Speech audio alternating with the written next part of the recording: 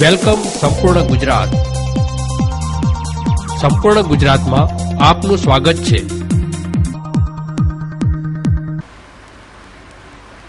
16મી લોકસભાની ચૂંટણીને લઈને દેશભરમાં લોકશાહીના આ મહાપર્વને લઈ ઉત્સાહમાં અને ઉત્તેજનાનો માહોલ જોવા મળે છે.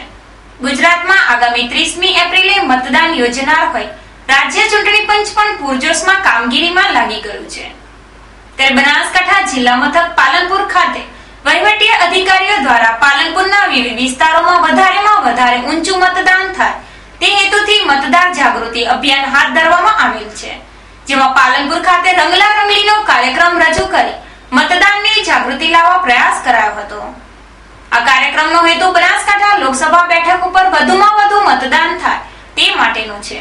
આ રંગલા રંગલીનો કાર્યક્રમ વહીવટી કર્મચારીઓ તેમજ નાયબ મામલતદાર અશોકભાઈ અટોસ સહિત મામલતદાર કચેરીનો સ્ટાફ હાજર રહ્યા હતા. વેલકમ સંપૂર્ણ ગુજરાત. સંપૂર્ણ ગુજરાતમાં આપનું સ્વાગત છે.